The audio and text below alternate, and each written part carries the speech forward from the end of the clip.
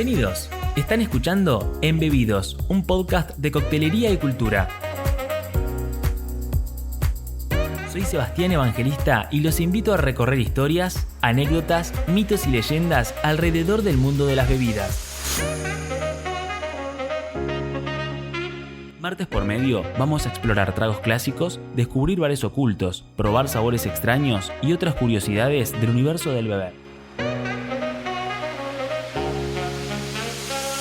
Sírvanse lo que más les guste y pónganse cómodos, que ya comienza Embebidos.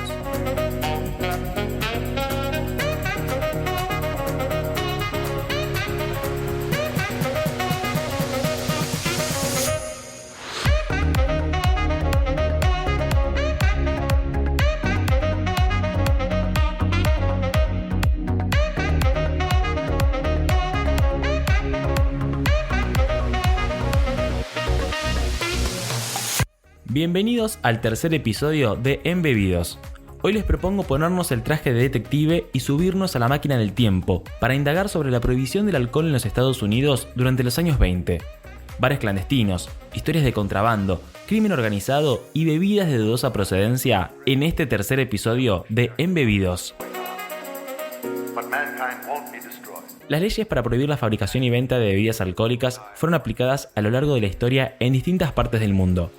Pero si hablamos de ley seca, es imposible no pensar en los Estados Unidos a principios del siglo XX. O también en uno de los capítulos más famosos de Los Simpson, donde, ante la prohibición de vender alcohol, Homero, conocido como el varón de la cerveza, destila espirituosas en el sótano de su casa y las vende a Moe, quien monta un bar clandestino disfrazado de tienda de mascotas. La inspiración del episodio tiene mucho para contar, así que empecemos. En los Estados Unidos había existido desde comienzos del siglo XIX el movimiento por la templanza, entendido primero como una búsqueda de la moderación en el comer y el beber, luego como prohibición de consumir alcohol y finalmente como una condena a todo lo relacionado a esta bebida, especialmente a la industria que lo producía y lo vendía. Por un lado, líderes religiosos insistían en regular el libre consumo de alcohol, al mismo tiempo que los inmigrantes que llegaban de Europa traían costumbres más abiertas y tolerantes respecto al consumo. Así, las estadísticas de ebriedad y los casos de violencia aumentaban, hasta que en 1913 un caso estremecedor dio mucho que hablar. En Chicago, un hombre llegó a su casa en completo estado de ebriedad y golpeó a su mujer embarazada. Como consecuencia, el bebé nació con malformaciones y hasta se dijo que tenía el aspecto del demonio. La noticia se expandió y Jane Addams, una activista social que luchaba por los derechos de las mujeres, recogió al niño, que había sido abandonado, y lo llevó a Hull House, donde se recibía a menores huérfanos. Así, muchas mujeres se animaron finalmente a contar a la opinión pública que sus maridos llegaban borrachos el fin de semana o simplemente despilfarraban sus salarios en comprar licores, dejándolas totalmente desamparadas y a la deriva. En 1917 se aprobó en Estados Unidos una resolución que prohibía la venta, la importación, la exportación, la fabricación y el transporte de bebidas alcohólicas en todo el país. 2 años después, la medida fue ratificada y aprobada. Andrew Volstead, senador republicano que propulsaba la prohibición, dijo: "Esta noche, 1 minuto después de las 12, nacerá una nueva nación. El demonio de la bebida hace testamento. Se inicia una era de ideas claras y limpios modales. Los barrios bajos serán pronto cosa del pasado. Las cárceles y correccionales quedarán vacíos. Los transformaremos en graneros y fábricas. Todos los hombres volverán a caminar erguidos.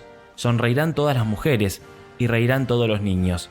Se cerrarán para siempre las puertas del infierno". Sin embargo, la gente quería seguir consumiendo bebidas alcohólicas y la demanda continuó. Así fue como se siguió produciendo alcohol de forma clandestina y también importándolo ilegalmente de países limítrofes, lo que llevó a un fuerte auge del crimen organizado. La bebida tenía costos altísimos y eso atrajo a bandas de delincuentes y grupos mafiosos que veían jugosas oportunidades de negocio, por supuesto ilegales. El famoso gángster de Chicago, Al Capone, se estima que ganó unos $60 millones gracias al tráfico y a la venta clandestina de cerveza y licores, expandiendo sus actividades criminales a casi todo el país e involucrando la corrupción de funcionarios y policías encargados de hacer cumplir la ley seca. Pero, ¿dónde se consumían las bebidas? Cuando la polémica ley entró en vigor, quienes querían beber compraban en farmacias, a través de licencias para fines medicinales o religiosas, o a vendedores ilegales. En ciudades como Nueva York y Chicago aparecieron en escena los bares clandestinos, En inglés, speakeasies, en referencia a hablar bajo para no ser descubiertos. Ocultos en sótanos o detrás de cortinas y puertas secretas, para entrar se debía decir una contraseña o golpear la puerta de determinada manera, sin ser escuchado por la policía. Los contrabandistas que proveían a los bares privados agregaban agua al whisky, ginebra y otros licores para vender mayores cantidades. También se realizaban peligrosas mezclas en bañeras, muy populares en la época. Para ocultar el sabor de las bebidas mal destiladas y preparadas de forma casera en muy malas condiciones, los encargados de las barras combinaban alcohol con ginger ale, azúcar, menta, limón, jugos de frutas y otros aromas. Así dieron origen a cócteles míticos, como el Manhattan, el Mint Julep o el Tom Collins. Entre los clásicos también estaba el famoso Whisky Sour, favorito de la gran artista Marilyn Monroe.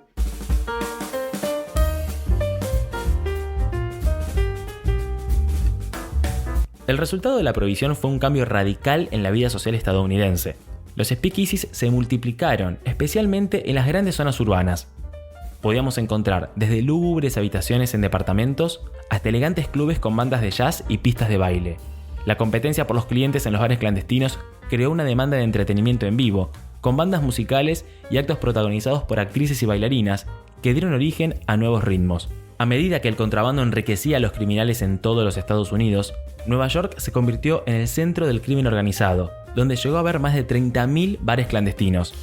Uno de los más famosos fue el Cotton Club, en Harlem, adquirido en 1923 por el contrabandista y gángster Owney Madden mientras se encontraba en prisión. El lugar fue vidriera de grandes figuras de la música, como Louis Armstrong, Duke Ellington y Ella Fitzgerald. Otro famoso lugar fue el 21st Club, en el cual sus dueños encargaron al arquitecto la construcción de una puerta camuflada, una bodega secreta detrás de una pared falsa y una barra que, al presionar un botón, dejaba caer botellas de licor.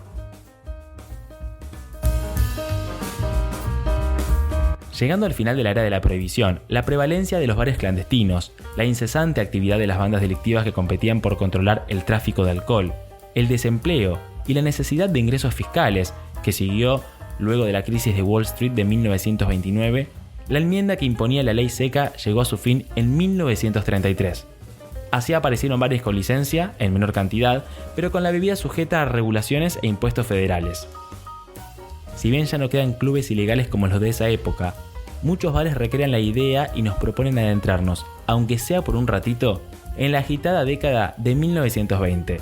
Los invito a explorar las distintas ciudades y encontrarlos para disfrutar de un buen cóctel.